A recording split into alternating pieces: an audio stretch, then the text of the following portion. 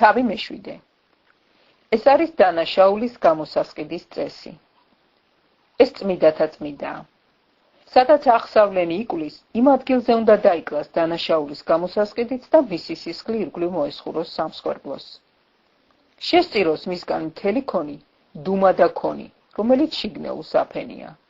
ორივე თირკმელი და ქონი, რომელიც მათ აკრავს, რომელიც ფერდებზეა.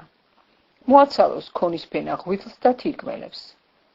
დაწვას ისინი მღვდელმა სამსხვერპლოზე საცეცხლო მსხვერპლად უფლისათვის. ეს არის დანა შაულის გამოსასყიდი. ყოველმა სამღვდელო მამაკაცმა ჭამოს იგი, წმიდა ადგილზე ჭამონ. ეს წმიდათა წმიდაა.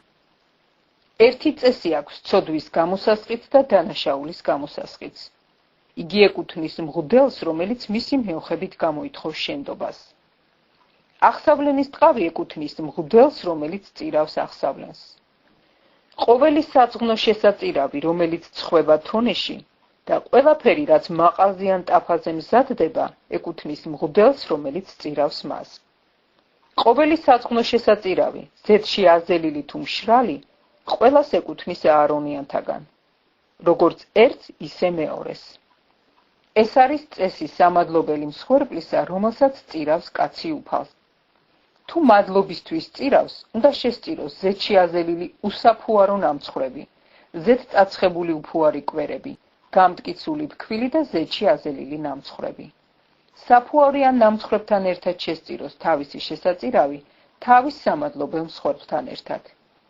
ერთი ნაწილი თითოეული შესაწირავიდან უფლისადმი აღსამართავი იყოს. იგი ეკუთვნის მღვდელს, რომელიც ასხურებს სამადლობელის სისხლს. სამადლობელის ხორცი შეწირვის დღეს უნდა შეიჭამოს. დილისთვის არ უნდა დარჩეს.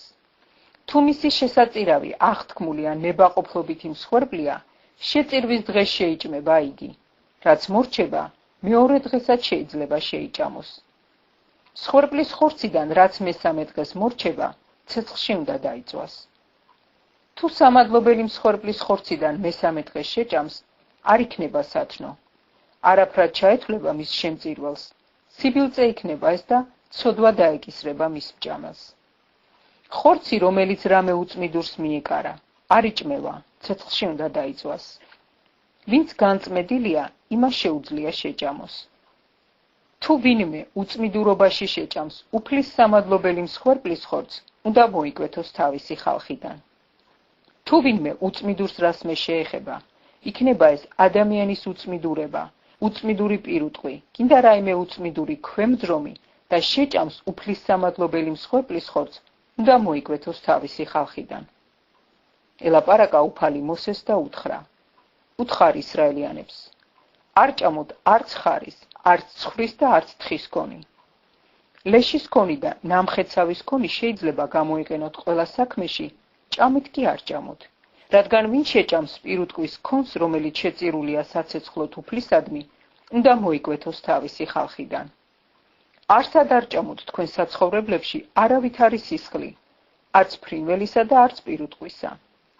ყველა ვინც კი შეჭამს რაიმე სისხლს, უნდა მოიკვეთოს თავისი ხალხიდან. ელაპარაკა უფალი მოსეს და უთხრა ისრაელიანებს: უფლისადმი სამადლობელი მსხვერპლის შემწირველმა მიუტანოს თავისი შესაწირავი უფალს სამადლობელი მსხვერპლიდან. საკუთარი ხელით მიუტანოს უფალს საცეცხლო მსხვერპლი. ქონი მკერთან ერთად მიუტანოს, რომ შეარხიოს მკერდი შესარხეველ მსხვერპლად უფლის წინაშე. დაწვას მღვდელმა ქონი სამსხვერპლოზე, მკერდი კი აარონისა და მისი შვილებისაა. მარჯვენა ბეჭი თქვენი სამადლობელი შესაწირავიდან მიეცი მღვდელს აღსამართავად. ვინც სამადლობელი მსხვერპლის სისხლს და ქონს წირავს აარონიანთაგან, მას ეკუთვნის წილად მარჯვენა ბეჭი. რადგან შესარხეველი მკერდი და აღსამართავი ბეჭი გამოვართვი ისრაელიანებს, მათი სამადლობელი მსხვერპლიდან და დაუწესი აარონს და მის შვილებს სამარადისო არჩივად ისრაელიანთაგან.